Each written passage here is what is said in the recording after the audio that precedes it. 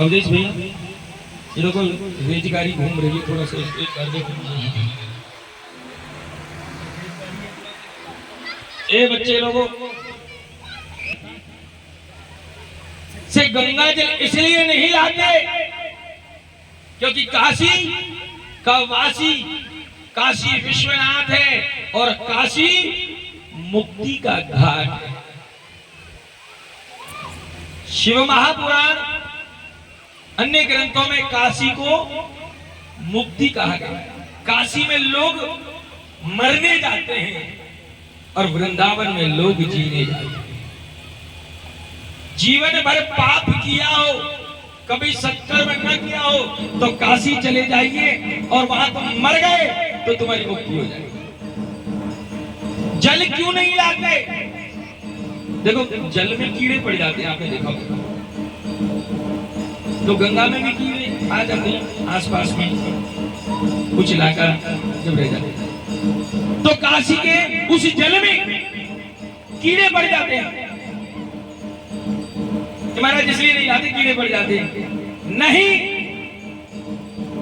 संत कहते हैं, गुरु लोग कहते हैं कि काशी से जल इसलिए नहीं लाते क्योंकि न जाने कौन सा ऐसा पुण्य किया था, न जाने ऐसा कौन सा पुण्य किया था कि मानव होकर तो मुक्ति ना बना पाए लेकिन कीड़े बनकर काशी में रहने लगे। अगर जल तुम भर करके ले आओगे तो उन कीड़े की जो मुक्ति होगी उसमें तुम बाधा बन जाओगे। तो संतों ने कह दिया कि काशी के तो कीड़े भी बन जाओ तो भी तुम्हारी मुक्ति हो जाएगी। तो काशी का जल नहीं लाना चाहिए क्योंकि काशी में बना कीड़ा भी मुक्ति की कामना से ही जाता है।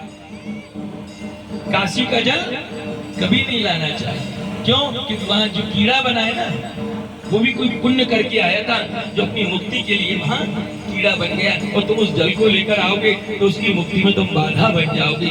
तो इसलिए ये निषेध है, काशी से जल नहीं लाना चाहिए। और अच्छा लगा माओ ने पूछा, पूछना चाहिए, कोई चीज समझ में नहीं आए पूछने में कोई बुराई नहीं। एक माँ ने पूछा, दो प्रश्न आए थे कि महाराज जी भगवान को श्री लालन सरकार को कैसे रिझाया जाए, क्या करें जो वो रीझ जाए। अच्छा आप कैसे रिझाओगे? कैसे रिझा सकते? 56 भोग 36 व्यंजन से, चांदी की छतर से। तुम सोचो कि चांदी का छत्र भगवान को चढ़ा दे गोविंद रीझ जाएगा? अरे जिसकी पत्नी लक्ष्मी जिसका चरण दबाती हो उसे तुम्हारे चांदी के छत्र की कोई जरूरत नहीं। जिसकी पत्नी स्वयं लक्ष्मी चरण दबा रही है क्या तुम्हारे चांदी के छत्र का इंतजार करेगा वो? कहते नहीं सब 56 भोग 36 व्यंजन रख दो। अरे जिसकी पत्नी अन्नपूर्णा जो जगत का पेट भर रही है, जो संसार का पेट भर रही है, तो वो क्या तुम्हारी लाडू बाटी के चक्कर में बैठा है? यहाँ आवेगा ना लावेगा ना खावागा? नहीं। गोविंद को कैसे ले जाया जाएगा? गोविंद को कैसे ले जाएगा? तो गोविंद को ले जाने का एक ही चीज है बस, एक क्या? मेकअप कर लो। क्या कर लो?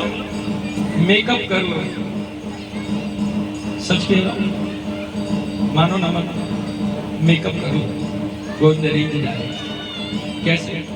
कि दुनिया का तुम जो श्रृंगार कर रहे हो, जो मेकअप कर रहे हो, अपने आप को सजा रहे हो क्रीम पाउडर, तुम इससे दुनिया को रिझा सकते हो, गोविंद को नहीं रिझा सकते। तुम अपने चेहरों पर जो लेप लगा रहे हो, जो सुंदरता बना रहे हो, इससे तुम दुनिया को रिझा सकते हो, मेरे ठाकुर को नहीं रिझा सकते। ठाकुर को वही रिझा सकता है जिसके सिर पर गुरु महाराज का दिया हुआ तिलक लगा रहता है, और जो तिलक लगाना जानता है वो गोविंद को रिझाना जानता है। जो तिलक लगाना जानता है। सज जाइए, दुनिया के श्रृंगार को करोगे तो दुनिया रीझ जाएगी, और गोविंद के नाम का तिलक श्रृंगार करोगे तो गोविंद रीझ जाएगा। तो दुनिया के श्रृंगार से गोविंद नहीं रीझेगा। आप वल्लभ कुली हो, आप पुष्टि मार्गी हो, चाहे श्रीनाथ जी के हो, चाहे आप निम्मार्गी हो, चाहे आप रामानंदी हो, चाहे आप रामानुजाचार पंथ से हो, चाहे आप शंकराचार्य की पद्धति से हो, चाहे आप संन्यास की पद्धति से हो, चाहे आप किसी भी पंथ से हैं, लेकिन जब तक आप अपने गुरु के दिए हुए तिलक को धारण नहीं करेंगे तब तक आप गोविंद को नहीं ले जा सकते। सजिए भगवान के लिए, लेकिन उस तिलक के क्यों, क्या है तिलक में? भगवान महादेव का एक रूप है अर्धनारेश्वर। क्या है? अर्धनारेश्वर। तो दाएं हिस्से में अगर वैष्णव है, दाएं हिस्से में राधा रानी रहती है और बाएं हिस्से में मेरा गोविंद रहता है। और जब तिलक लगता है और लगकर दो हिस्सों से और नाक पर आके मिल जाता है तो राधा और कृष्ण मिल जाते हैं, युगल सरकार के दर्शन हो जाते हैं। ऐसा तिलक, ऐसा श्रृंगार गोविंद को रिझा लेता है। अगर आप शैव हैं, आप शाक्त हैं, आप गणपत्य पंथ से हैं, आप निष्कलंक पंथ से हैं, तो आप त्रिपुंड लगाते हैं, ऊर्ध्व पुंड लगाते हैं, तो याद रखिए ऊपर श्री राधा रानी विराजती हैं और नीचे कृष्ण विराजते हैं। ऊपर मां पराम्बा परम शक्ति मां आराध्य भवानी जगदम्बा विराजती है और नीचे मेरे अघोरेश्वर महादेव शिव विराजते हैं। और जब शिव और शक्ति मिलते हैं तब जाके संसार का चलन बन जाता है।